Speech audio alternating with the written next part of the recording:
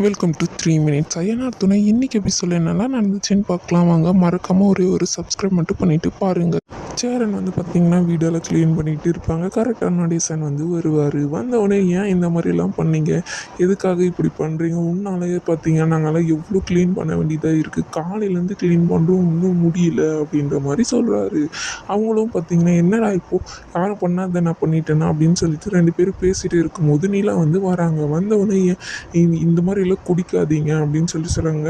என் காசில் நான் குடிக்கிறேன், உங்கள் காசில் நீங்கள் குடிக்கிறீங்க, சரி அது இங்கே ஏன் குடிக்கணும், வீட்டில் எல்லாரையும் கூட்டிகிட்டு வச்சு ஏன் குடிக்கணும், உங்களுக்கு ஏற்கனவே பிபி இருக்குது, குடிச்சு இந்த மாதிரி ஆயிட்டீங்களே அப்படின்னு சொல்லிட்டு நீலா ஒரு அக்கறையில் சொல்லுவாங்க. ஆனால் நடேசன் அதெல்லாம் என் சைல்ட்ஹுட் ஃப்ரெண்ட், அவங்கெல்லாம் சைல்ட்ஹுட் ஃப்ரெண்டுனா எது நல்லது உங்களுக்கு சொல்லி கொடுத்துருக்காங்க அவங்க இது வரைக்கும் அப்படின்னு சொல்லிட்டு சேரனும் சொல்கிறாரு.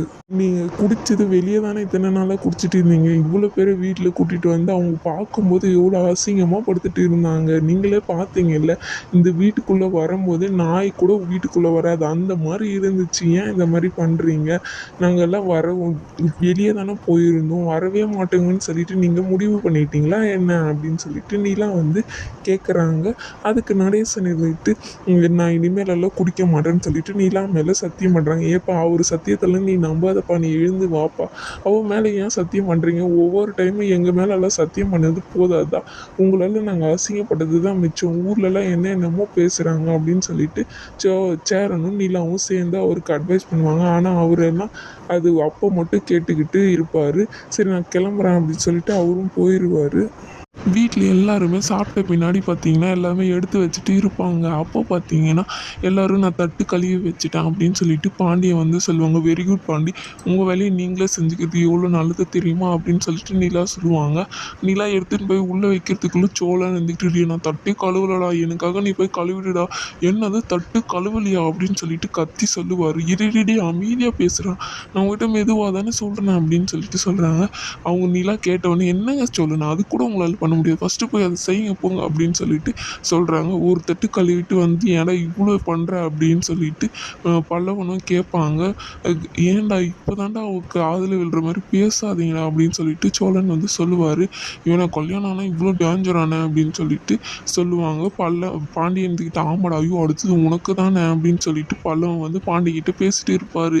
இது எல்லாமே நடந்தவொடனே பார்த்தீங்கன்னா எல்லோரும் உட்காருங்க, இந்த வீட்டோட வரவு செலவு பார்ப்போம் அப்படின்னு சொல்லிட்டு நிலா எல்லாரையும் கூப்பிடுறாங்க. எல்லோரும் உட்காந்த பின்னாடி காசு சோழன் எடுத்து கொடுக்குறாரு. உங்களுக்கு அக்கௌண்ட்லேயும் அனுப்பலான்னு நினச்ச நிலா, ஆனால் கையில் கொடுக்குறது தான் நல்லா இருக்கும் அப்படின்னு சொல்லிட்டு மாத சம்பளத்தை எடுத்து கொடுக்குறாரு. அங்கே பார்த்தீங்கன்னா எங்களுக்கெல்லாம் வார சம்பளம் எனக்கு டெய்லி நாங்கள் வரும், டெய்லி வரது பொறுத்து தான் அப்படின்னு சொல்லிட்டு பாண்டியனும் சேரனும் சொல்கிறாங்க. இவங்க சரிங்க நீங்கள் கொடுக்குறத கொடுங்க அப்படின்னு சொல்லிட்டு எல்லாருமே நிலா கிட்ட கொடுத்துட்டு வரவு செலவு எல்லாமே சொல்கிறாங்க. இந்த மாதிரி 8000 இதுக்காகும், மளிகை பொருட்களுக்கு கரண்ட்டு பில்லு 3000 வரும் அப்படின்னு சொல்லிட்டு எல்லாம் பேசிட்டு இருக்காங்க. இது மீறி 35,000 மீறுது, வீட்டுக்கு ஏதாச்சும் ஒன்று வாங்குவோம் அப்படின்னு சொல்லிட்டு நிலா சொன்னவொடனே பார்த்தீங்கன்னா சேரன் ஃப்ரிட்ஜ் வாங்கலான்னு சொல்கிறாரு. ஆனால் பல்லவன் இருந்துக்கிட்டு டிவி தான் வேணும், ஃபோனை பார்த்து கழுத்தெல்லாம் வலிக்குது எனக்கு அப்படின்னு சொல்லிட்டு அவர் சொல்லுவார். சரி டிவியாக வாங்கிப்போம் எல்லோரும் முடிவு எடுத்துட்டு எல்லாருமே ஓகே சொல்கிறாங்க. பல்லவன் ரொம்ப ஹாப்பியாக இருக்கார். அவரும் பார்த்தீங்கன்னா சரி டிவியாக வாங்கிடுவோம், இந்த வாரத்தில் எல்லோரும் ஃப்ரீயாக ஒரு நாள் சொல்லுங்கள், அன்றைக்கி போய் வாங்கிடுவோம் அப்படின்னு சொல்லிட்டு எல்லாம் சந்தோஷமாக இருந்தாவே ஒரு வீட்டில் ஒரு பிரச்சனைன்ற மாதிரி நடேசன் வராரு. குடிச்சிட்டு காலையில் தானே நிலா மேலே சத்தியம் பண்ணிங்க, இப்போ ஏன் குடிச்சிட்டு வரீங்க அப்படின்னு சொல்லிட்டு சேரன் கேட்பாரு. கேட்டவுடனே என் காசு நான் குடிச்சிட்டு வரேன், உங்களுக்கு என்னடா, that is my money my காசு அப்படின்னு சொல்லிட்டு அவர் பேசிட்டு இருக்காரு. இந்த மாதிரிலாம் குடிச்சிட்டு எல்லாருமே உங்களை கேட்டுமே உங்களுக்கு கொஞ்சம் கூட சூடு சோறனை எதுவுமே இல்லையா அப்படின்ற மாதிரி சோழன் சொல்லுவார். எனக்கு அதெல்லாம் முக்கியம் இல்லைன்ற மாதிரி நடேசன் தண்ணி எடுத்துகிட்டு போயிடுவார் வெளியே. சோழன் பயங்கரமாக உங்களுக்கெல்லாம் என்றைக்கு தான் திருந்த போகிறீங்களோ அப்படின்னு சொல்லிட்டு எல்லாருமே ஒரு கோபமாக அவரை பார்த்துட்டு இருப்பாங்க. இது நிலாவும் சோழனும் உக்காந்துட்டு பேசிகிட்டு இருக்காங்க. பார்த்தீங்கன்னா சோழன் சொல்கிறாரு, நீ வந்ததுனால தான் நிலா இந்த மாதிரிலாம் நடக்குது, வீடை ஒரு ப்ராப்பராக நீ எடுத்து நடத்துகிற, இன்னும் 2 வருஷத்தில் இந்த வீடே செம்மையாக மாறப்போகுது பாரு அப்படின்னு சொல்லிட்டு சொல்கிறாரு. ஆமாம் எல்லா இதுவும் என் பேசாமலே இது பண்ணிடுங்க அப்படின்றாங்க. அப்படியெல்லாம் இல்லை நிலா, நீ வந்த பின்னாடி தான் அப்படின்னு சொல்லிட்டு சந்தோஷமாக 2 பேரும் சாப்பிட்டுட்டு முறுக்கு சாப்பிட்டுக்கிட்டே பேசிட்டு இருப்பாங்க.